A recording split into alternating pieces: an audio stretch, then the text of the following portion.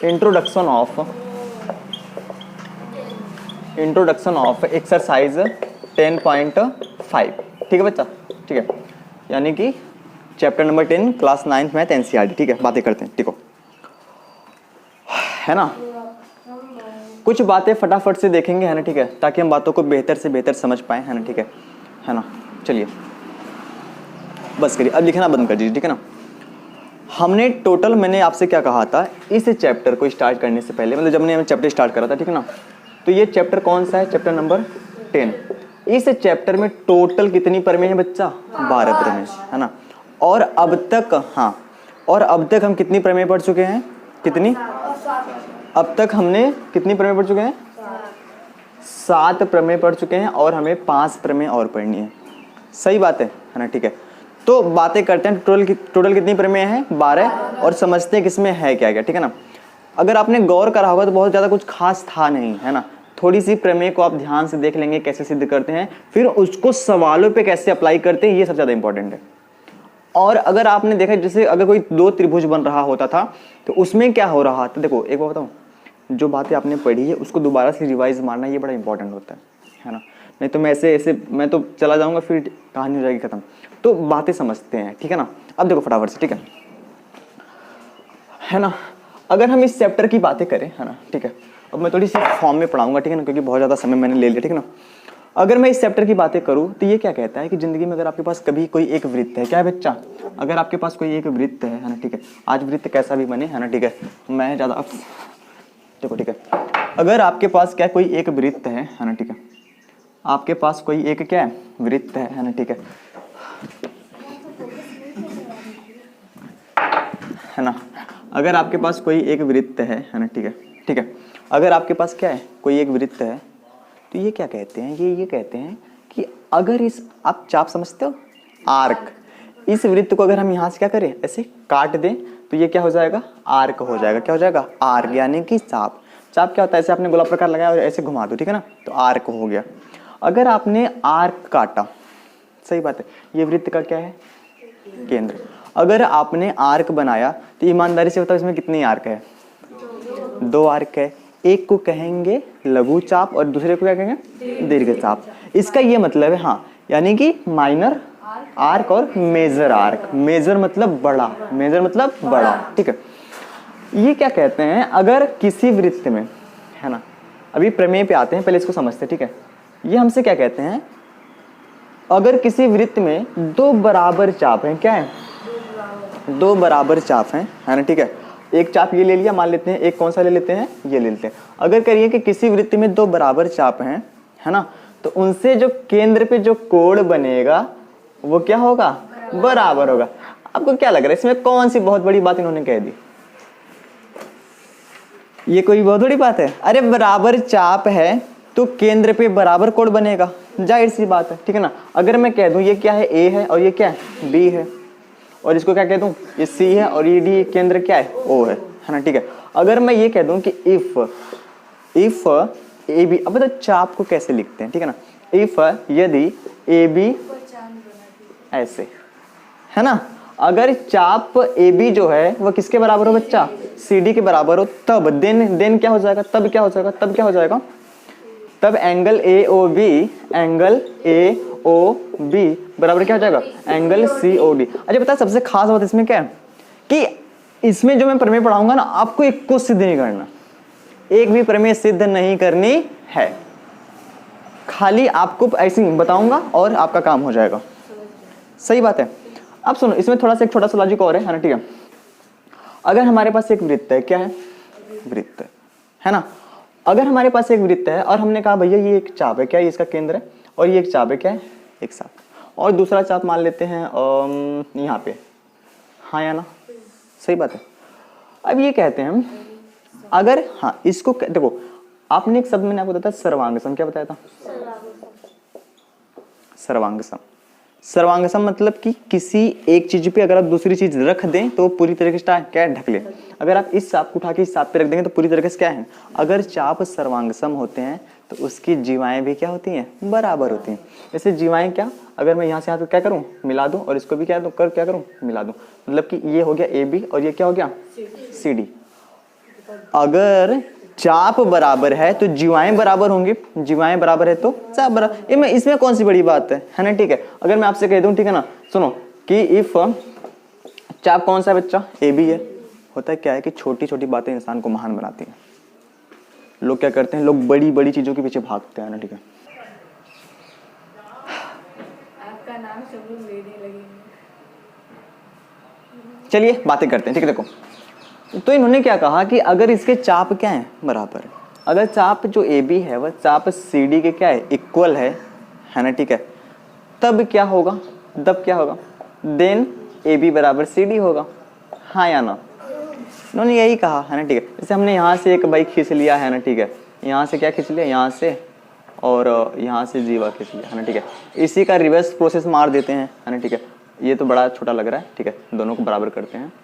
अगर जीवाएं आपस में क्या हो, बराबर हो, ठीक है ना, क्या कर रहा हूँ मैं, ठीक है। अगर जीवाएं आपस में क्या हो, बराबर, जैसे मान लेते हैं इसको कह देता हूँ पी क्यू और इसको क्या कहता हूँ आर एस, है ना, ठीक है। अगर जीवाएं बराबर है तो चाप बराबर होगा, ठीक है। यानी कि अगर मैं कह दूं आपसे, ठीक है ना, कि जो जीवा कौन सी है, पी क्यू है, वो किसके बराबर हो, आर एस के बराबर हो, देन हम कह सकते हैं कि जो चाप है, चाप कौन सा, पी क्यू, वो किसके बराबर हो जाएगा, चाप आर एस के। सही बात है। तो ये क्या था, अंडरस्टैंडिंग पार्ट था, है ना, ठीक है। और इसमें ज्यादा आपको कचरा नहीं मचाना है, ठीक है ना। बातें करते हैं आगे, ठीक है। चलो ये बातें समझ में आई, किसी को नोट करना है तो फटाफट से अगर नोट करना चाहो तो कर लो, ठीक है ना। यहाँ पे बस डाल देना, ठीक है ना, कि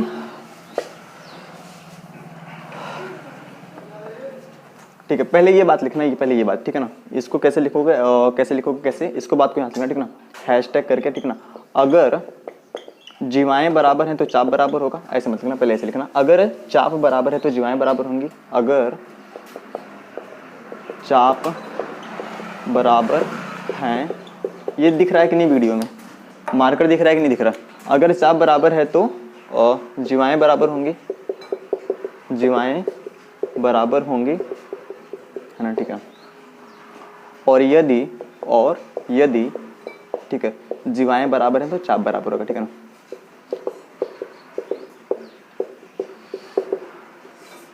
जैसे पढ़ा रहा हूँ वैसे ही पढ़ना है, जैसे लिख रहा हूँ वैसे लिखना है, जैसे कचरा कर रहा हूँ वैसे ही करना है, ठीक है, ज़्यादा सोचना नहीं है, ठीक है ना। तो अगर चाप बराबर है तो जीवाएं, और ये बात लिखने के बाद आपको ये बात उतारनी है, ठीक है ना, इसको बाद में, है ना, ठीक है। चलिए देखते हैं, ये बात समझ में आई, है ना, ठीक है। अच्छा इसमें आप क्या लिख लेंगे, छोटा सा, है ना, ठीक है, कि अगर मतलब कि ठीक है, इसमें क्या लिखेंगे, इसमें, है ना, इसमें कुछ नहीं लिखेंगे, है ना, ठीक है। इसमें बस यही बात लिख देंगे, ये चित्र बनाएंगे और ये लिख देंगे, है ना, ठीक है, कि अगर चाप बराबर होते हैं तो उनके द्वारा केंद्र पे बना कोण भी बराबर होता है, ठीक है ना, लिख लेंगे, ठीक है ना। अगर चाप बराबर होता है तो उनके द्वारा केंद्र पर बना कोण भी बराबर होता है। आपको बात समझ में आई कि नहीं आई? ये लिखो फिर ये वाला चित्र बना लो, ये लिखो फिर ये वाला चित्र बना लो, ज़्यादा कचरा नहीं करना, ठीक है ना, सिंपल तरीके से, है ना। इसको फटाफट से, है ना, ठीक है, बातें करते हैं। चलिए मिटाड़ दो मिटाड़ दो मिटाड़ दो।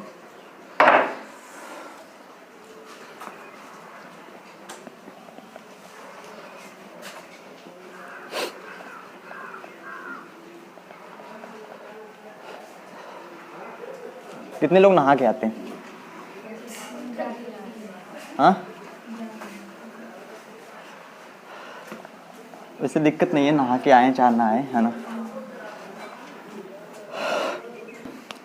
बातें करते हैं प्रमेय नंबर 8, है ना, फटाफट से लिखें, ठीक है ना। मैंने कहा कि कोई भी प्रमेय क्या करनी है, हमें सिद्ध नहीं करनी है, खाली और खाली प्रमेय को समझना है, ठीक है ना। तो ये बात आपको समझनी पड़ेगी, ठीक है। देखो बातें करते हैं प्रमेय नंबर 8, है ना, यानी कि थ्योरम नंबर 8, है ना, ठीक है। चलिए बातें करते हैं, ध्यान समझना, ये प्रमेय बहुत गजब है ना, ठीक है। बस पहले समझना फिर बाद में लिखना, ठीक है ना। ये क्या कहते हैं कि अगर आपके पास कोई वृत्त है, क्या है,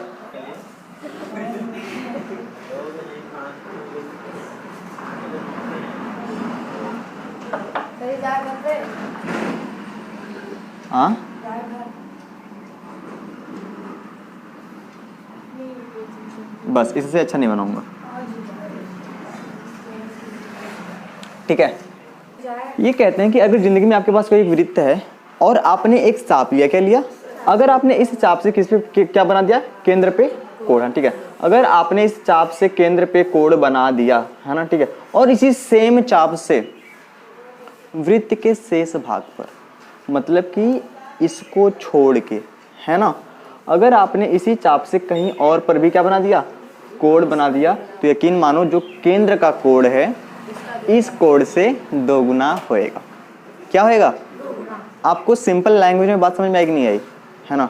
अगर आपके पास एक वृत्त है, सही है जी, और आपने एक ही चाप से दो कोण बनाए, एक को केंद्र पे बनाया और एक को परिधि पे कहीं पर भी बना दिया, याद रखना वृत्त के शेष भाग में, मतलब कि इतना इतना छोड़ के, सही बात है, तो वह क्या होएगा, वह हमेशा हमेशा ये जो केंद्र वाला कोण है इस कोण से क्या होएगा, दोगुना। जैसे अगर ये 30 अंश होएगा तो ये कितना होएगा, 60 अंश होएगा, ठीक है। अगर मैं कह दूँ ये क्या है, ए बी, और इसको क्या कह दूँ, ओ, है ना, और इसको क्या कह दिया, सी, ठीक है ना। तो प्रमेय को लिखो फटाफट से, है ना, ठीक है, लिखो लिखो लिखो। ये खाली अंडरस्टैंडिंग है ना, ठीक है ना, तो इसमें कुछ खास नहीं, खाली अंडरस्टैंडिंग है ना, ठीक है। फटाफट से लिखो लिखो। एक ही चाप द्वारा केंद्र पर अंतरित कोण, है ना, एक ही चाप द्वारा केंद्र पर अंतरित कोण, है ना, एक ही चाप द्वारा केंद्र पर अंतरित कोण वृत्त के शेष भाग, एक ही चाप द्वारा केंद्र पर अंतरित कोण वृत्त के शेष भाग, वृत्त के शेष भाग, वृत्त के शेष भाग पर अंतरित कोण का दोगुना होता है। अंतरित समझते हैं, डरना मत, ठीक है ना। तो जो मैंने सिंपल लैंग्वेज में बताया उसको पे ध्यान देंगे, ठीक है ना। ये एनसीईआरटी वालों ने थोड़ा सा आपको डराने के लिए, है ना, लगेगा कैसे कि हम लोग हिंदुस्तान के हैं ना, हिंदी जब तक ना बोलेंगे, है ना। खैर बातें करते हैं, समझ में आया कि नहीं है। एक ही चाप द्वारा केंद्र पर अंतरित कोण वृत्त के शेष भाग पर अंतरित कोण का क्या होता है, दोगुना होता है। और ये चित्र बना लेंगे फटाफट से, और ठीक है ना, वो बात लिख के बस लिख देंगे, है ना, ठीक है, मैथमेटिकली, है ना। मैथमेटिकली समझते हो क्या, गणितीय रूप में, है ना, ठीक है ना, कि अगर ऐसा है तो ऐसा होगा, क्या होगा कि जो कोण ए ओ बी है ना, वह दोगुना किसके होगा, कोण ए। अच्छा, कई बार लड़के इसको समझ नहीं पाते, मुझे बताओ दोनों में बड़ा कोण कौन है,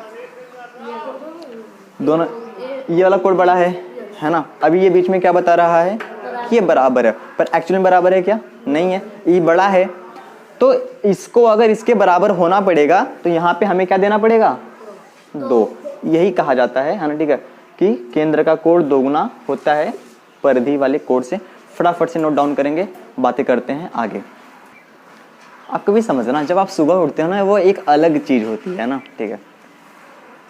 उठ जाग मुसाफिर भोर भये, है ना, अब रैन कहाँ तुम सोवत हो, जो सोवत है सो खोवत है, जो जागत है सो पावत है। ये लाइन इतनी गजब की लाइन है ना, मतलब इतना एनर्जी आ जाएगी आप में, ठीक है। बातें करें फिर, तो मैं सोच रहा हूँ कि आपकी कोचिंग जब 10 से स्टार्ट करेंगे तो कोचिंग का समय थोड़ा और कर देंगे 5:30 बजे से, है ना, ताकि कॉन्फिडेंस और बेहतर हो जाए, है ना, ठीक है। चलो, आपको क्या लगती है एनर्जी कहाँ से आती है मेरे में इतना, आपने कभी गौर करा है, मैं इतना एक्टिव क्यों रहता हूँ। बातें करते हैं, माउंटेन ड्यू, हाँ, डर के आगे नहीं, डर के आगे दर्द है, उससे सीखो फिर जीत होती है। जैसे जितनी चादर उतने, जितनी चादर उतने, अरे नहीं, अगर जितनी ये पता है, ये जो सारा का सारा खेल है ना, ये लोगों को गलत सिखाया गया है, समझ रहे हो, कि जितनी चादर है उतना ही पैर फैलाना चाहिए, ठीक है ना। मैं कहता हूँ कि पैर को खूब ज़्यादा फैलाओ, डबल बेड की चादर लाओ, है ना, सही बात है। ये मैंने किसी का चुरा के बोला है। गाय दूध देती है सरनो, गाय दूध देती है सरनो, नो, गाय का दूध निकालना पड़ता है।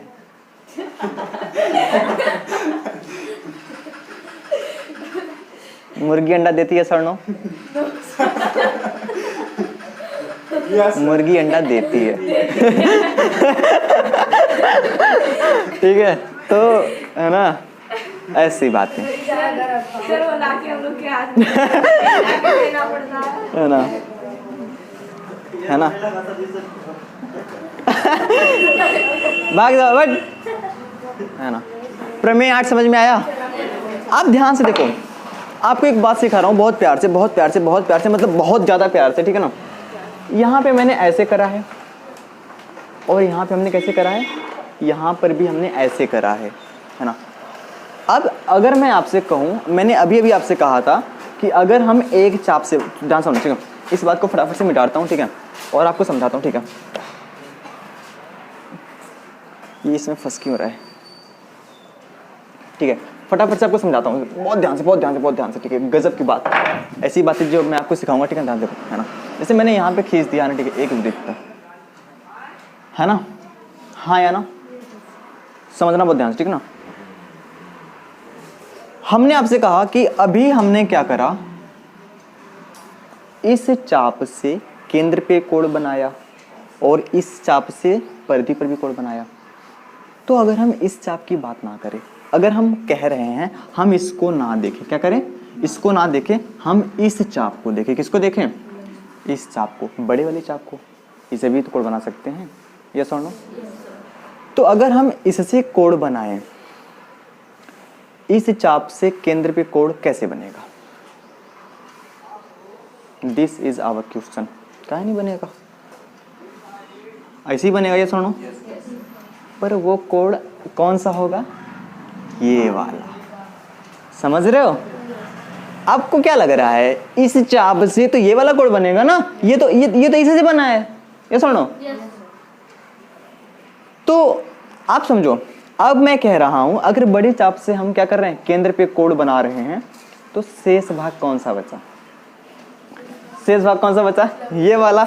इसका मतलब चाप तो यही है, चाप तो यही है ना, ठीक है ना। तो हम ये वाला चाप ले रहे हैं, तो अब ये तो नहीं ले सकते, इसमें तो कोण नहीं बना सकते, तो कहाँ बनाएंगे? कहाँ बनाएंगे? यहाँ पे। सही बात है। तो ये कोण, जो ये वाला कोण है, वो दुगना होगा इससे। अगर मैं कह दूं कि ये 280 है, तो ये कितना होगा? ये दोगुना है, हाँ, गजब बेइज्जती करवा रहे हो यार। 140 होएगा। समझ में आया कि नहीं आया?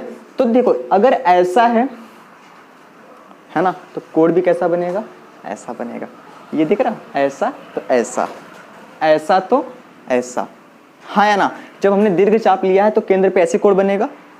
सवालों में यूज होगी ये बातें, ठीक है, समझा रहा हूँ इसलिए, ठीक है ना। तो ये आप थोड़ी सी इसको समझना, ठीक है ना। ये है इसका, है ना, ठीक है, केस नंबर इसको 1 कह देते हैं, ठीक है ना, है ना। मतलब केस नंबर 1 नहीं कहता हूँ, केस नंबर इसको क्या कहता हूँ? 2। ये कौन सा है बच्चा? केस नंबर 1, है ना, ठीक है। बात समझ में आई कि नहीं आई? ठीक है ना। तो यहाँ पे अगर मैं कह दूँ O और A और B, अच्छा, अगर हमें दीर्घ चाप लिखना है तो हमें लिखना पड़ेगा, ठीक है ना। हम क्या लिखेंगे? इफ, है ना, मतलब दीर्घ चाप कौन सा है बच्चा? कौन सा है मुझे बताओ, कौन सा है? दीर्घ चाप AB। तो अगर दीर्घ चाप AB से हम क्या बना रहे हैं? कोण बना रहे हैं, ठीक है ना। तो ध्यान समझना, ठीक है ना, कि जो कोण कौन सा होगा, कौन सा? देखो, इसको भी कोण A, हाँ। अब देखो, इसको हम क्या कहेंगे? अच्छा बताओ, अगर मुझे इस कोण को लिखना है, ये इस कोण को, तो इसको कैसे लिखेंगे? बाह्य, एक मैंने आपको बता दिया, प्रतिवर्ती कोण। क्या बताया था? रिफ्लेक्स एंगल, है ना, ठीक है। तो हम लिखेंगे प्रतिवर्ती कोण। कौन सा है प्रतिवर्ती कोण? ए। जब आपने प्रतिवर्ती कह दिया तो यकीन मानो कि आप इसे ले ही नहीं सकते। प्रतिवर्ती कोण क्या होता है? 180 से ज्यादा होता है।